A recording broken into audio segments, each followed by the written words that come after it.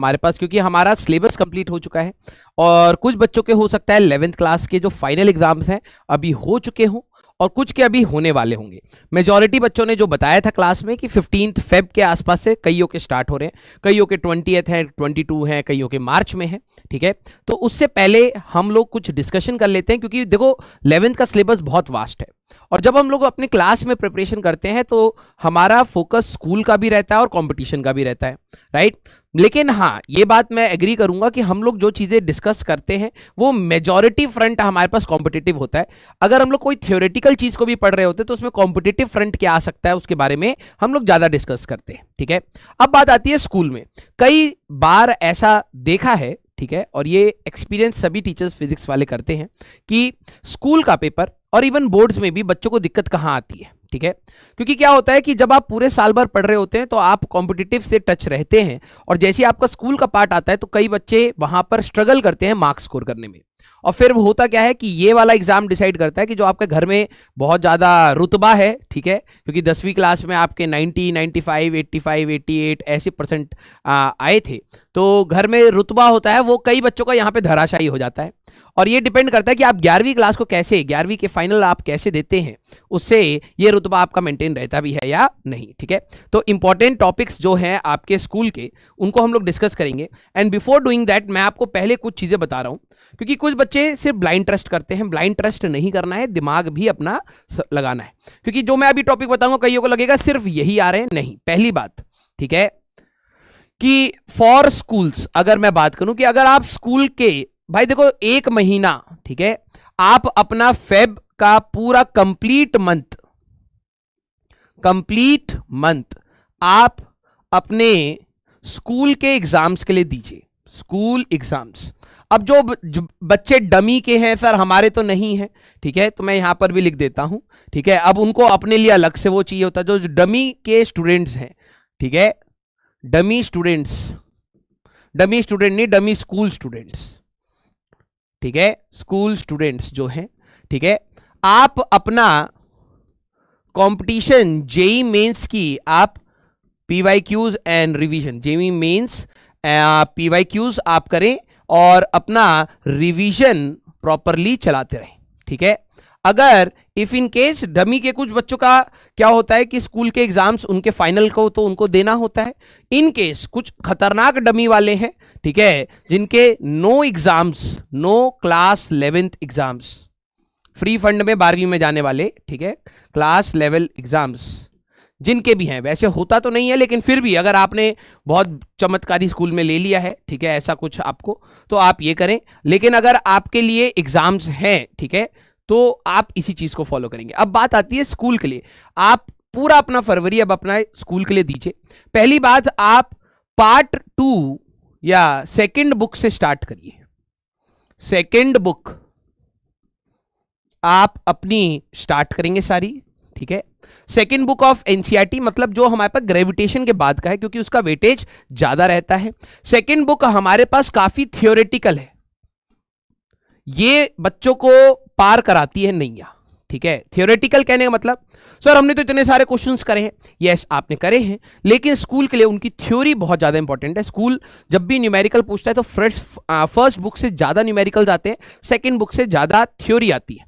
और बच्चे आपको ध्यान रखना है कि थ्योरेटिकल का वेटेज आपका ज्यादा होगा इन एग्जाम्स। मैं आपको लिख देता हूं, इन स्कूल एग्जाम्स, ठीक है, आपके न्यूमेरिकल्स का जो वेटेज होगा, मैक्स टू मैक्स न्यूमेरिकल्स जो आपके आएंगे, max to max 10 to 12 marks के आसपास आते हैं। कुछ का बढ़ भी जाता है, कुछ का कम भी हो जाता है, कुछ में हो सकता है स्कूल पूरा थ्योरेटिकल ही पूछ ले, ठीक है। तो आपको समझ लेना है कि अगर आप न्यूमेरिकल करके जा रहे हो, ज्यादा न्यूमेरिकल आप करके जा रहे हो और आपने थ्योरी पर ध्यान नहीं दिया है, डेरिवेशंस, डेफिनेशंस, ग्राफ, इन पर ध्यान नहीं दिया है, तो आपके सिर्फ इतने ही मार्क्स आएंगे और आप फेल कर जाएंगे, ठीक है। तो पहली बात थ्योरेटिकल है, तो सबसे पहले आप इसको स्टार्ट करना है। और इसका अगर मैं वेटेज की बात करूं, वेटेज आपका ज्यादा होता है as compared to first book, as compared to first book. Clear? Second चीज आपको क्या करनी है, ठीक है, आपको कंप्लीट रिवीजन करना है। ये नहीं कि जो मैं चीज बता रहा हूं बस उतना ही पढ़ के चले जाओगे फिर मार्क्स नहीं आएंगे। देखो हर चीज को करने की एक तरीका होता है, ठीक है। पढ़ना आपको पूरा ही है, ठीक है। कंप्लीट रिवीजन आपका बुक 1 एंड बुक 2, पहले आप बुक 2 को करेंगे फिर बुक 1 को करेंगे, ठीक है। फिर इसके बाद आप अपने स्कूल के नोट्स उठाएंगे, ठीक है। फिर आप अपने स्कूल के नोट्स उठाएंगे। अब यहां पर दो बच्चों का रोना होता है, सर हम तो डमी के, हमें तो स्कूल के नोट्स ही नहीं बनवाए, ठीक है। डमी स्टूडेंट्स जो भी हैं, ठीक है, डमी के जो भी स्टूडेंट्स होंगे जिनका फाइनल एग्जाम होगा, तो जो भी मैं लिस्ट प्रोवाइड कर रहा हूं उसको आप अच्छे से पढ़ेंगे। लिस्ट प्रोवाइडेड जो होगी वो अच्छे से पढ़ेंगे। जो बच्चे sir we didn't make any notes, अब आपके लिए खतरा है। आप क्या करेंगे, अरेंज करेंगे अपने स्कूल के जिन बच्चों ने नोट्स बनाए।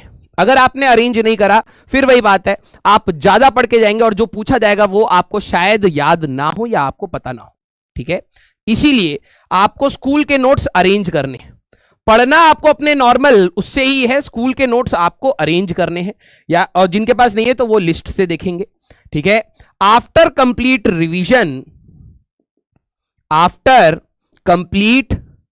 रिवीजन आप अपना पूरा पढ़ने के बाद, और रिवीजन में आपको क्या रिवाइज करना है, थ्योरी।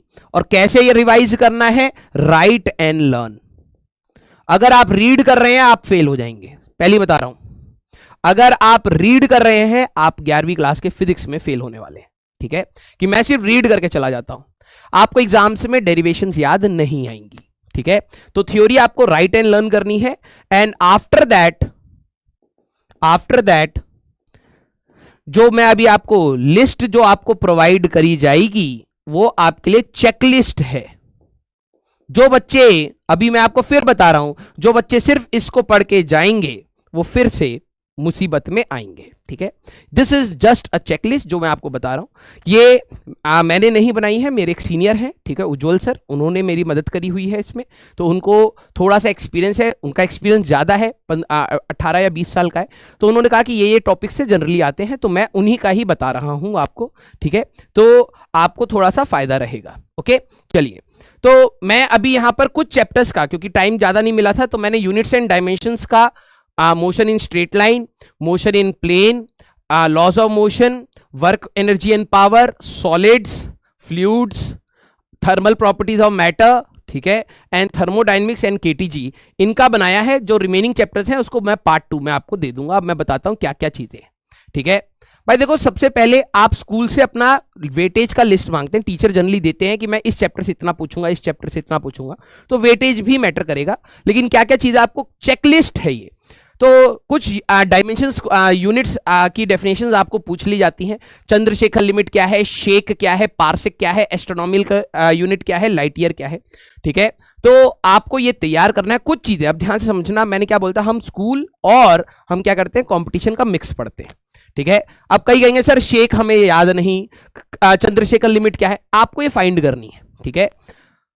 कंपटीशन में ये भी आती है, इसलिए हम लोगों ने कंपटीशन वाली बात करी थी। ये स्कूल की है तो आपको ये ढूंढ के याद करनी है। व्हाट इज पैरेलैक्स मेथड, ठीक है, क्या होता है। Can quantity have unit without having dimensions, क्या एक क्वांटिटी के पास यूनिट हो सकती है बिना डायमेंशन के, जैसे एंगल है, सॉलिड एंगल है, इस टाइप से, ठीक है। Convert 1 newton to dyne and 1 joules to erg, limitation and application of dimension analysis. जब हम लोग डायमेंशन एनालिसिस की एप्लीकेशंस की बात कर रहे थे तो डेरिवेशन ऑफ फॉर्मूला बहुत ज्यादा इंपॉर्टेंट है। एंड कन्वर्जन का तो ये केस आई गया आपका, डेरिवेशन ऑफ फॉर्मूला, जैसे टाइम पीरियड लेंथ पर डिपेंड करता है, एक्सेलरेशन ड्यू टू ग्रेविटी पर डिपेंड करता है, डिराइव द फॉर्मूला, इस टाइप का आपको क्वेश्चन बन सकता है। कैलकुलेट सिग्निफिकेंट फिगर्स, आपको 2 इंडिविजुअल डिजिट्स देके आपको सिग्निफिकेंट फिगर्स काउंट कराए जा सकते हैं एक एक मार्क में। और या तो मल्टीप्लिकेशन, डिवीजन और हमारे पास एडिशन के राउंड ऑफ करके आपको रिजल्ट पूछे जा सकते हैं। तो राउंड ऑफ के आपको सारे रूल्स याद करने हैं। Find dimension of A and B, तो प्रिंसिपल ऑफ होमोजेनिटी आप यूज कर सकते हैं। टाइप ऑफ एरर्स, थ्योरेटिकली आपको देखने हैं कि रैंडम एरर क्या था, इंस्ट्रूमेंटल एरर क्या था, ये सारी चीजें आपको देखनी है। परसेंटेज एरर प्रॉब्लम्स, अगर आप आप ध्यान से देखें कि मान लो एक फॉर्मूला आपको दे दिया x is equal to a square b cube by c की पावर हाफ, इसका परसेंटेज एरर 1 है, 0.5 0.3 ऐसे दे दिया, परसेंटेज एरर इन x, तो वो आपसे पूछा जा सकता है। इसमें अब आप एनसीईआरटी, जो बच्चे कहते हैं सर एनसीईआरटी में क्या करना है, आपको पूरी एनसीईआरटी रीड नहीं करनी है, फिजिक्स की एनसीईआरटी की लैंग्वेज कॉम्प्लिकेटेड है, लेकिन कुछ solved example and back exercise के क्वेश्चंस आपको ट्राई जरूर करने हैं। 2-7, और ये भी बात है अगर आप इतना कर रहे हैं और एनसीईआरटी नहीं कर रहे हैं, एनसीईआरटी के ये क्वेश्चंस जो मैं आपको दे रहा हूं वो नहीं कर रहे हैं, तो ये इनकम्प्लीट चेकलिस्ट है आपके लिए, ठीक है। कुछ बच्चे कहते हैं सर क्वेश्चन छोड़ दूं क्या, ये पढ़ लूं क्या, टाइम नहीं है, तो आपका कोई फायदा नहीं होगा इसमें, ठीक है। कुछ चीजें भिड़ जाएंगी, 4-5 क्वेश्चन भिड़ जाएंगे तो आपका फायदा हो जाएगा, अदरवाइज परेशान हो जाओगे। तो 2, 7, 11 एंड 17 सॉल्व एग्जांपल से करने हैं, और पेज एक्सरसाइज जो बैक एक्सरसाइज है दैट इज 13 एंड 14, आपको वो क्वेश्चन एनसीईआरटी के जरूर ट्राई करने हैं। अगला है motion in a straight line, तो इसमें can a particle have acceleration without speed, इस टाइप के क्वेश्चन हमने स्कूल क्लास में भी करे हैं। Can a particle have acceleration at rest, अगर आप एक पार्टिकल को टॉप पॉइंट पर ऊपर फेंकते थे, टॉप पॉइंट पर जब वो जाता था तो वो रेस्ट पर है लेकिन फिर भी एक्सेलरेशन, इस टाइप से आपको एग्जांपल पूछे जा सकते हैं। Derive equation of motion by calculus method, v equal to u plus a t, s equal to u t plus half a t square, v square minus u square equal to 2s, इनकी derivation calculus method से, differentiation and integration से। Derivation of distance travelled in nth second, ठीक है, या displacement in nth second या distance travelled in nth second का formula, ठीक है, जिसमें sn माइनस 1 करते थे हम लोग। आपको वीटी ग्राफ दिया जा सकता है, ठीक है, और आपसे डिस्टेंस या डिस्प्लेसमेंट एरिया से आप डिस्टेंस निकालते थे ऊपर और नीचे के एरिया को जोड़ के, displacement upper area minus lower area करके। एक्सटी ग्राफ देके आपको वेलोसिटी पूछा जा सकता है, ये सारी चीजें आपसे पूछी जा सकती हैं। रिलेटिव वेलोसिटी के एनसीईआरटी बेस्ड क्वेश्चन में रिलेटिव वेलोसिटी के आपके ग्राफ्स आ सकते हैं कि ये कब मीट करेंगे, तो जैसे अगर दोनों का एक्स और टी का ग्राफ, दो पार्टिकल हैं ए और बी, दोनों का एक्स और टी का ग्राफ अगर ऐसा है तो दोनों का स्लोप आप देखें तो सेम आ रहा है, वेलोसिटी सेम है, रिलेटिव वेलोसिटी 0 है, ये कभी मीट नहीं करेंगे। दोनों का अगर मान लो एक्स अलग अलग था, ठीक है। दूसरी की बात करी जाए हमारे पास कि यही आपका एक्सटी ग्राफ है, एक पार्टिकल ए है एक पार्टिकल बी है, दोनों का स्लोप अलग अलग है, दोनों एक पर्टिकुलर एक्स पर मीट करेंगे, किसकी वेलोसिटी ज्यादा किसकी वेलोसिटी कम, ये सारी चीजें आपसे पूछी जा सकती हैं। एनसीईआरटी में 249 सॉल्व एग्जांपल, और पेज 56 पे बैक एक्सरसाइज का 3 से लेके 19 क्वेश्चंस आपको सॉल्व करने हैं। फिर इसके बाद मोशन इन प्लेन में हॉरिजॉन्टल एंड ग्राउंड प्रोजेक्टाइल, ये वाला पार्ट आपका, ये वाला चैप्टर काफी डेरिवेशन बेस्ड है, तो इससे भी डेरिवेशन की वेटेज अच्छी खासी आती है। आपका टाइम ऑफ फ्लाइट निकल, कोई दोनों प्रोजेक्टाइल, छत से हॉरिजॉन्टली वाला प्रोजेक्टाइल, इंक्लाइन प्रोजेक्टाइल आपके स्कूल में जनरली नहीं आएगा, अगर आएगा भी तो 1-2 दिन में हम कवर कर लेंगे, उसको आप पढ़ लीजिएगा, लेकिन चांसेस नहीं के होते हैं, ठीक है। ग्राउंड टू ग्राउंड, जमीन से आप जब फेंक रहे हैं या फिर छत से हॉरिजॉन्टली फेंक रहे हैं, उसी का केस आएगा। Time of flight, maximum height, range and equation of trajectory, कई बच्चे ये 3 चीजें रट के चले जाते हैं और इक्वेशन ऑफ ट्रेजेक्ट्री को वो छोड़ देते हैं और यहां पे गड़बड़ होती है। इसको घुमा के ये भी पूछा जाता है जनरली कि प्रूव दैट कि एक प्रोजेक्टाइल का पार्टिकल एक पैराबोलिक पाथ पर है, तो आप कोई भी एक प्रोजेक्टाइल की ट्रेजेक्ट्री निकालेंगे और कहेंगे कि ये पैराबोला की इक्वेशन है, ठीक है, तो ये भी आ सकता है। कंडीशन ऑफ मैक्सिमम रेंज, जब आप थीटा इक्वल टू 45 पर फेंकते हैं, और कॉम्प्लीमेंट्री एंगल प्रोजेक्शन में रेंज का जो रेशियो होता है वो 1 होता है, दोनों का सेम रेंज आता है। एक्सेलरेशन सर्कुलर मोशन में v स्क्वायर बाय r का डेरिवेशन है। Can a particle have acceleration with a constant speed, yes. Uniform circular motion में पार्टिकल का एक सेंट्रल की तरफ एक्सेलरेशन होता है, सेंट्रीपिटल एक्सेलरेशन। एनसीईआरटी में 1, 4, 5, 6 सॉल्व एग्जांपल करेंगे, पेज 86 में 10, 11, 12, 13, 16 to 22 एंड 29 to 31 एनसीईआरटी के आप अपने मोशन इन प्लेन के क्वेश्चंस को जरूर ट्राई करेंगे। इसके बाद आपका एक रिवर बोट प्रॉब्लम्स या रिवर क्रॉसिंग वाला भी एक बार आप लिख लीजिएगा, river crossing, minimum time and minimum distance वाला केस, ठीक है, इसकी डेरिवेशंस भी आप देख लीजिएगा। इसके बाद लॉज ऑफ मोशन में यहां पर भी थ्योरेटिकल आता है, हम लोगों ने बहुत सारे क्वेश्चंस करे हैं, हमारे पास इक्विलिब्रियम वाले क्वेश्चंस करे हैं, मोशन वाले करे हैं, सूडो फोर्स वाले करे हैं, अपने पुली वाले करे हैं, इस टाइप के क्वेश्चंस आपको स्कूल में नहीं मिलेंगे, ठीक है। व्हाट इज इंपल्स, इंपल्स क्या होता है, फोर्स इनटू टाइम, ठीक है। तो हमारे पास कंजर्वेशन ऑफ लीनियर मोमेंटम हमारे पास क्या है, explain second law is the real law, क्योंकि सेकंड लॉ से आप अपने दोनों लॉस को निकाल सकते हैं, दैट्स व्हाई उससे डिराइव होते हैं, ठीक है, तो that's why it is called real law, लेकिन तीनों लॉज हमारे पास इंडिपेंडेंट है। ये बोला जाता है स्कूल में कि प्रूव दैट, क्योंकि बुक्स में, लेकिन एक्चुअली में अगर एक ही लॉ से तीनों लॉज डिराइव हो रहे हैं तो फिर फायदा क्या है। लेकिन यस आप कह सकते हैं F external is equal to d p by dt। ठीक है, अगर एक्शन रिएक्शन, जरा देखो हमारे पास क्या था कि for every action there is equal and opposite reaction. अगर हमारे पास सिस्टम में एक्सटर्नल फोर्स नहीं है तो मोमेंटम कंजर्व रहेगा। सिस्टम में इंटरनल फोर्सेस हमारे पास अगर हैं तो वो सिस्टम को डिस्टर्ब नहीं कर सकते। और वो फर्स्ट लॉ कि अगर जब तक आपका एक्सटर्नल फोर्स नहीं है तो मोमेंटम कंजर्व है, दैट मींस स्टेट उसका चेंज नहीं कर रहा। तो फर्स्ट लॉ भी डिराइव हो रहा है, थर्ड लॉ भी डिराइव हो रहा है। तो ये चीज, इसका डेरिवेशन कई स्कूलों में कराया जाता है, तो आपको ये रखना है। Why we use a ball bearing, तो वो फ्रिक्शन कम करने के लिए। Recoil of gun and horse cart problem हमने करा हुआ है। Why is it easier to pull than push, ये भी बहुत ज्यादा कॉमन क्वेश्चन है। एंगल ऑफ फ्रिक्शन या एंगल ऑफ रिपोज में से किसी को एक एक्सप्लेन करने के लिए आ जाएगा। बैंकिंग ऑफ रोड का डेरिवेशन आपके लिए बहुत इंपॉर्टेंट है, एंड बेंडिंग ऑफ साइक्लिस्ट का डेरिवेशन इंपॉर्टेंट है। Why action reaction do not cancel, ये भी पूछ ले जाता है एक एक मार्क में कि एक्शन रिएक्शन कैंसिल आउट क्यों नहीं करते, क्योंकि वो डिफरेंट बॉडीज पर हमारे पास लग रहे होते हैं। एनसीईआरटी में 7 और 9 सॉल्व एग्जांपल करेंगे। पेज 110 में 5 to 23, 27 to 32 बैक एक्सरसाइज के आप क्वेश्चन को जरूर ट्राई करेंगे। फिर इसके बाद वर्क एनर्जी पावर में डेरिवेशन, ये वाला डेरिवेशन सबसे ज्यादा इंपॉर्टेंट है। वर्क एनर्जी थ्योरम को डिराइव करें, ठीक है, तो प्लीज आप इसको सॉल्व करके जाइएगा। Potential energy in the spring half के एक्स स्क्वायर होता है, इसका डेरिवेशन। मैकेनिकल एनर्जी कंजर्वेशन, जब आपका डिसिपेटिव फोर्स नहीं है, फ्रिक्शन रिक्शन नहीं है, तो एनर्जी कंजर्व होती है, वो आप करेंगे। अब देखो हम लोगों ने वर्क एनर्जी थ्योरम किस प्रकार से डिराइव करी है, हो सकता है, मैं क्यों कह रहा हूं आपके स्कूल के नोट्स इंपॉर्टेंट है। कई बच्चे क्या कहते हैं, सर हम तो आपके, मैं अभी बता रहा हूं, लिख दूं भाई, रोगे नहीं तो फिर बाद में, ठीक है। स्कूल मेथड ऑफ डेरिवेशन, जो भी स्कूल में जैसे भी मेथड से लंबा छोटा जो भी आपको कराया गया है वही आपको स्कूल में लिख के आना है। स्कूल एग्जाम्स में आपको लिखना है।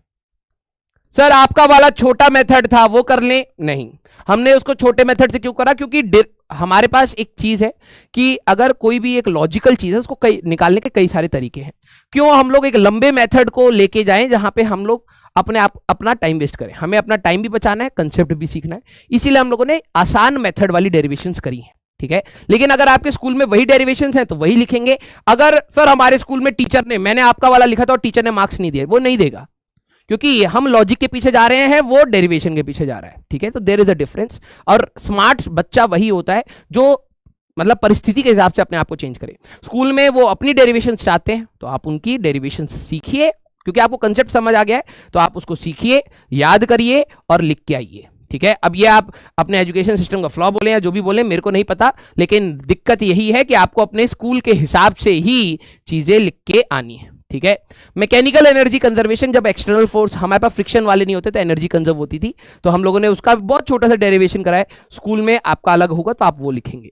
Kinetic energy is equal to p square by 2m, इसके कुछ ग्राफ्स होते हैं। और फिर stopping distance and stopping time के ऊपर क्वेश्चन है। बॉम्ब एक्सप्लोजन में मान लो कहेंगे एक बॉम्ब पड़ा है वो एक्सप्लोड कर जाता है, तो मोमेंटम का रेशियो क्या होगा, काइनेटिक एनर्जी का रेशियो क्या होगा, इस प्रकार से आ सकते हैं। और पावर का formula F v cos theta वाले हमारे पास क्वेश्चन बन सकते हैं छोटे छोटे से। Find velocities after perfectly elastic collision, ये दोनों बहुत ज्यादा इंपॉर्टेंट डेरिवेशन है। हम लोगों ने एक फॉर्मूला बनाया था m1 minus e m2 into u1 plus 1 plus e m2 u2 upon m1 plus, बड़ा वाला फॉर्मूला मैंने कहा था ये जनरल फॉर्मूला है, ई की वैल्यू आप 1 रख दीजिएगा तो आपका परफेक्टली इलास्टिक कोलिजन का केस आ जाएगा, ठीक है। तो जिस प्रकार से हम लोगों ने वो डेरिवेशन करी है क्लास में, वो स्कूल वाली डेरिवेशन है, लेकिन बस स्कूल में ई की वैल्यू 1 लेके वो स्टार्टिंग से चलते हैं, हम लोग बाद में ई की वैल्यू 1 रखते हैं, तो वही डेरिवेशन आएगा। Loss of kinetic energy half m1 m2 into u1 minus u2 का होल स्क्वायर का डेरिवेशन आपके लिए इंपॉर्टेंट है, ठीक है। इसका एनसीईआरटी के क्वेश्चन निकालने का टाइम नहीं मिला, जो भी पेंडिंग होगा मैं आपको अगली क्लास में जरूर बताऊंगा, ठीक है।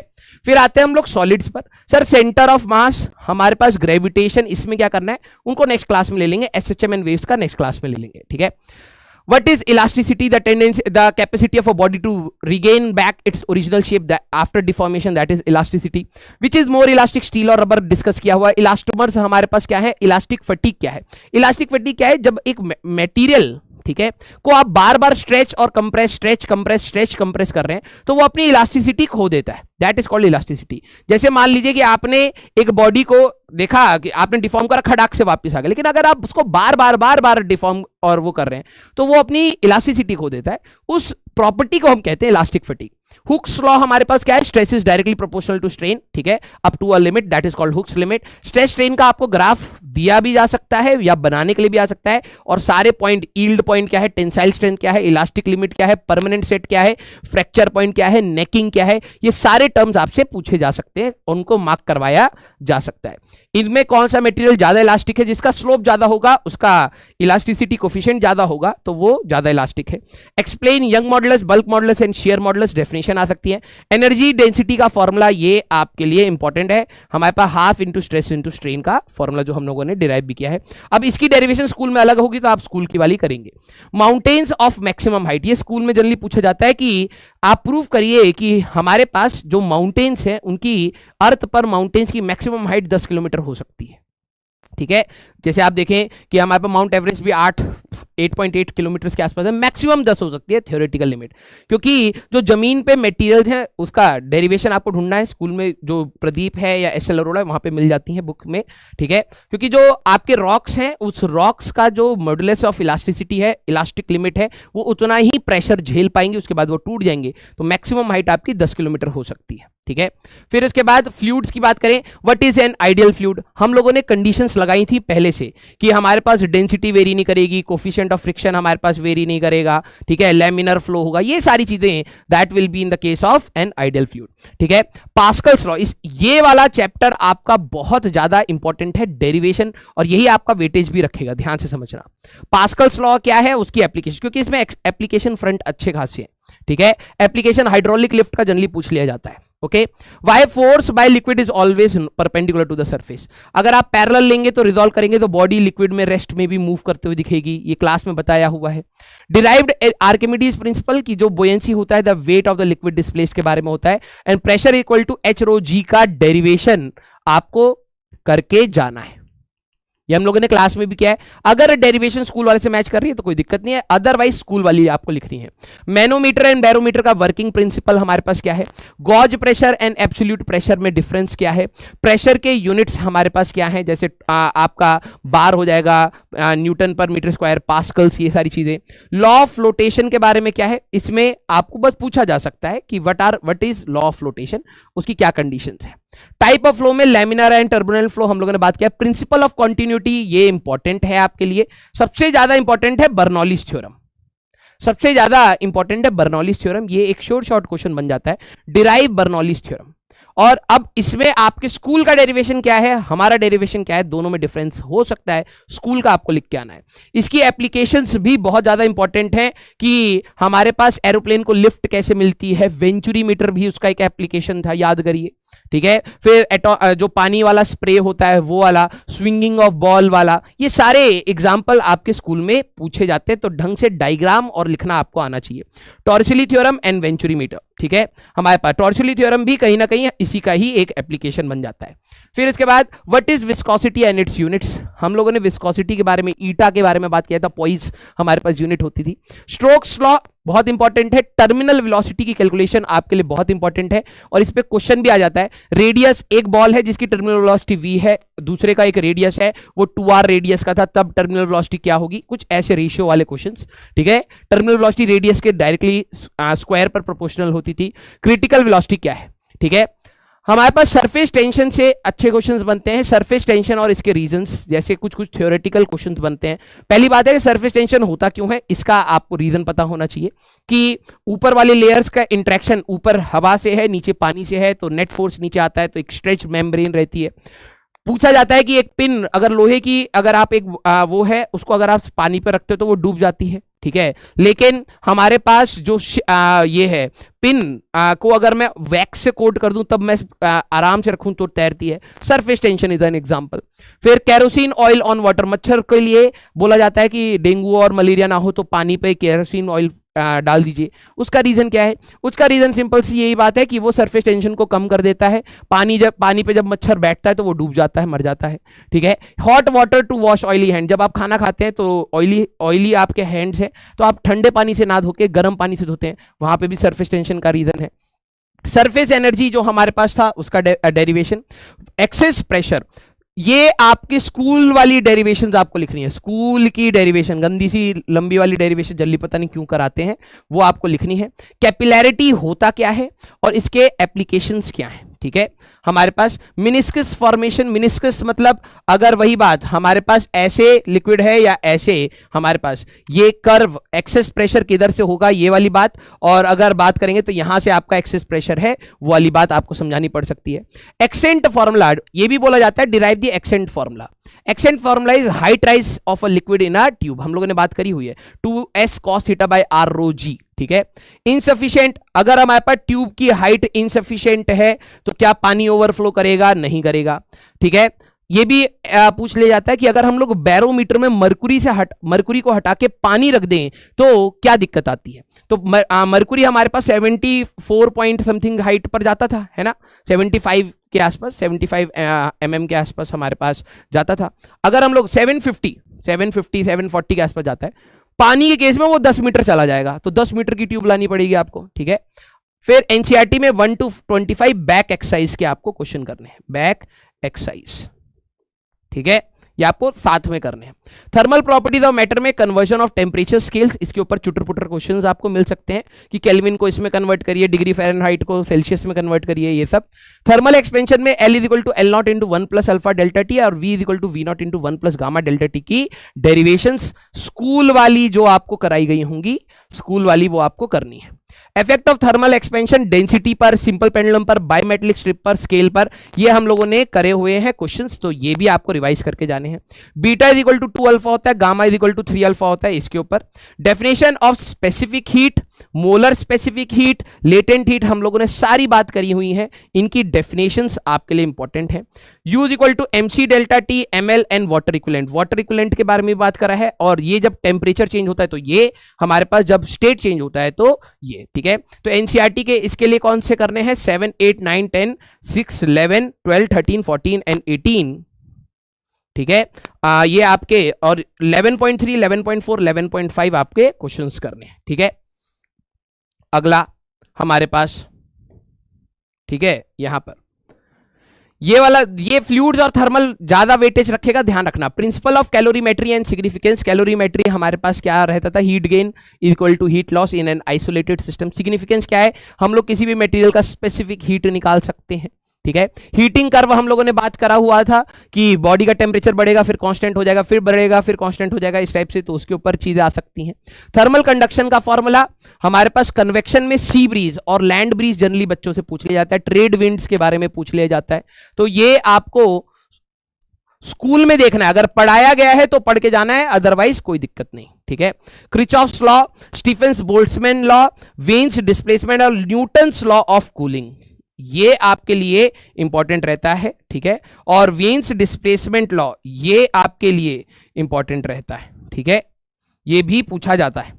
और average form of Newton law of cooling, अगर अच्छा क्वेश्चन कोई टीचर बनाना चाहेगा तो एवरेज फॉर्म हमारे पास, हम लोगों ने पढ़ा था कि हमें एक्सपोनेंशियल, एक्चुअली में न्यूटन्स लॉ ऑफ कूलिंग में एक्सपोनेंशियल डीके होता था टेम्परेचर का, लेकिन हमने कहा था यार वो भी कॉम्प्लिकेटेड है, तो इसलिए हम लोग एवरेज फॉर्म यूज करते थे, तो ये आप अपने नोट से भी रिवाइज कर सकते हैं। फिर इसके बाद थर्मोडायनेमिक्स में कुछ टर्म्स आ जाते हैं। थर्मल इक्विलिब्रियम क्या है, जीरोथ लॉ के डेफिनेशन क्या है, फर्स्ट लॉ की डेफिनेशन क्या है, सेकंड लॉ की इवन डेफिनेशंस क्या है, ठीक है। हमारे पास क्लॉसियस क्लेपेरॉन इक्वेशंस, सारी चीजें, सेकंड लॉ स्टेटमेंट क्या है, ये सारी चीजें आपको पढ़नी है।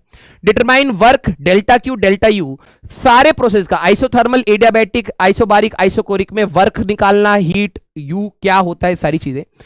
और हमारे पास आइसोथर्मल वाले का वर्क डन और एडियाबैटिक का वर्क डन आपके लिए इंपॉर्टेंट है।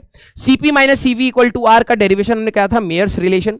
पीवी रेज टू पर गामा इक्वल टू कांस्टेंट, अगर स्कूल में डेरिवेशन कराई है तो करना, अदरवाइज कोई दिक्कत वाली बात नहीं है।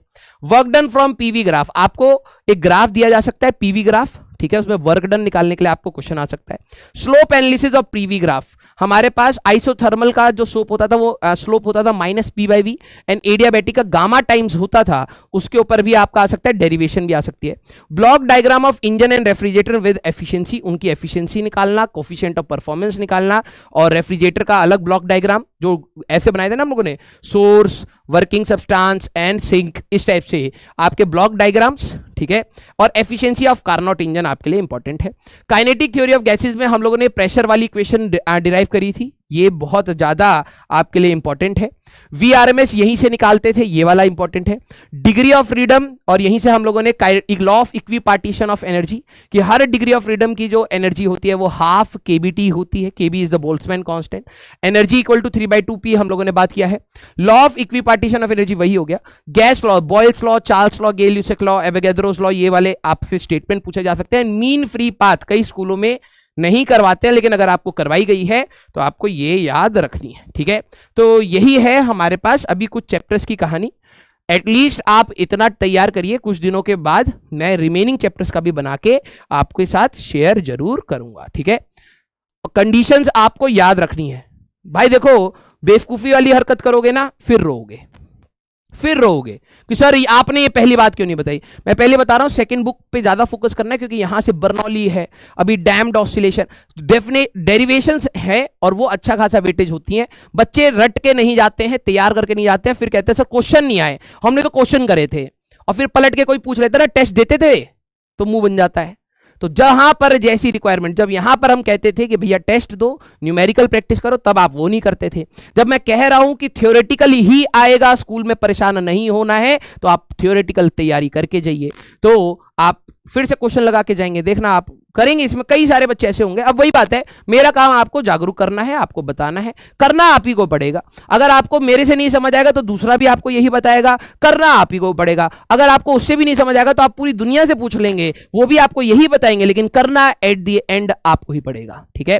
तो आपको सेकेंड बुक पर ज्यादा वेटेज रहेगा, तो आप स्कूल से वो पूछ लीजिएगा, सर या मैम कितने चैप्टर, कौन से चैप्टर का कितना वेटेज है, उसके हिसाब से आप उनको थोड़ा सा तैयार करें। कंप्लीट रिवीजन करना है, ये जो मैंने दिया है दिस इज अ चेकलिस्ट। जब आप पूरा पढ़ ले तब आप इनमें से जो जो मिसिंग पॉइंट्स हैं उनको अच्छे से रिवाइज करें। स्कूल नोट्स आपको जरूर अरेंज करने हैं। इसका रीजन मैं क्यों बोल रहा हूं स्कूल नोट्स आपके पास होने चाहिए, क्योंकि आपको स्कूल की डेरिवेशंस लिखनी है। स्कूल डेरिवेशंस ध्यान से सुन लो। सर आपकी डेरिवेशन बहुत छोटी सी थी, मुझे लगा थोड़ी बड़ी वाली करनी है, तो मैंने इस फलाना किताब से लिख ली और याद कर लिया। सर टीचर ने मार्क्स काट लिए, वो काटेंगे, ये प्रथा है, तो समझ जाइए।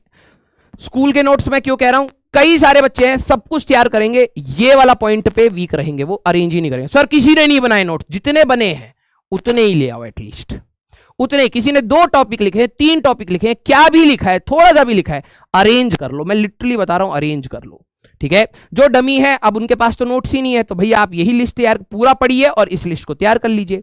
जो आप स्कूल जाते हैं तो आपकी क्लास में कोई ना कोई तो ऐसा होगा जिसने नोट्स बनाए होंगे, या फिर मान लीजिए किसी ने किसी चैप्टर के बनाए, किसी ने कुछ बनाए, तो सबकी फोटोज खींच लीजिए मर्ज करके कि हाँ ये चीजें पढ़ाई हैं, उनको उसी तरीके से आपको लिख के आना है, ठीक है।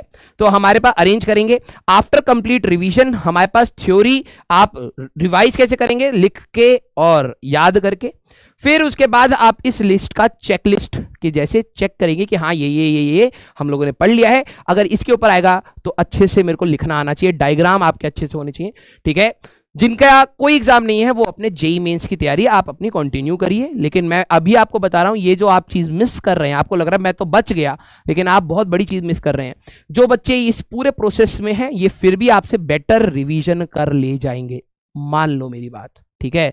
आपको ये लग रहा होगा ना कि ये तो फंस गए, और इनको ये लग रहा होगा ये तो बच गए, लेकिन मैं अभी बता रहा हूं इन दोनों में बेनिफिट किसका है, इन बच्चों का है। क्योंकि जब तक आपके ऊपर एक प्रेशर नहीं होता ना एग्जाम का, आप तैयारी ही नहीं करते, ठीक है। तो ये बच्चे एक तो एग्जाम टेम्परामेंट को सीखेंगे, डिसिप्लिन को सीखेंगे, प्रेशर झेलना सीखेंगे, लिखना सीखेंगे, कलम चला के प्रैक्टिस करना सीखेंगे, और टाइम बाउंड होके अपना सिलेबस कंप्लीशन सीखेंगे। आप लोग आलसी के जैसे अपना प्लान बनाएंगे, ठीक है। अगर आपको नींद आ गई, आप कहेंगे ठीक है मैं 5 घंटे बाद पढ़ लूंगा या 3 घंटे बाद पढ़ लूंगा, अभी सो जाता हूं, लेकिन क्योंकि इनके ऊपर एक चाबुक है रिजल्ट लाने की, तो ये उस चीज को हटा के अपनी पढ़ाई करेंगे। तो दोनों चीजों का एडवांटेज है। जो अच्छा बच्चा, मैं ये नहीं कह रहा कि सारे इसमें पागल ही बच्चे होते, नहीं, जो अच्छा बच्चा होता है उसको पता होता है कि इस चीज की भी इक्वल इंपॉर्टेंस है, वो इसको भी तैयार करता है। जो जेई में अच्छी रैंक लाता है, मेजॉरिटी बच्चे अपनी बोर्ड्स में भी अच्छा स्कोर कर रहे होते हैं, ठीक है। मैं सबकी बात नहीं कहता, मेजॉरिटी, क्योंकि कुछ बच्चे दिमाग से तेज होते हैं लेकिन वो स्ट्रेटेजी से वीक होते हैं, ठीक है। स्ट्रेटेजी मतलब उनको ये नहीं समझ आता कि भाई जेई का रैंक आपके पास आ जाएगा, एक बोर्ड्स का भी एक सफिशिएंट स्कोर मेरे को रखना ही है, थोड़ा रिस्पेक्टेबल स्कोर भी बनाना चाहिए, राइट। तो आपको कॉमन सेंस यूज करनी है। अब यहां से आपकी कॉमन सेंस मैटर करती है। आपकी किताब में जितने फॉर्मूले लिखे हैं, जितनी डेरिवेशन लिखे हैं, वो पूरी धराशायी हो जाएंगे अगर आपने आज उसके ऊपर मेहनत स्टार्ट नहीं करी। तो रिमेनिंग चैप्टर्स का डिस्कशन मैं बहुत जल्द आपके साथ करूंगा। जो भी एनसीईआरटी के यहाँ पे रह गए हैं उनको, जो पूरे साल आप कहते हैं सर एनसीईआरटी क्या पढ़ना, सिर्फ यही क्वेश्चन करने, क्योंकि कई सारे एनसीईआरटी क्वेश्चन बहुत ज्यादा कैलकुलेटिव हैं, बहुत ज्यादा थ्योरेटिकल हैं, उनके क्वेश्चंस नहीं आते, लेकिन यस जो काम के हैं उनको एटलीस्ट हम लोग जरूर करें। ठीक है, तो फिर अपन लोग मिलेंगे नेक्स्ट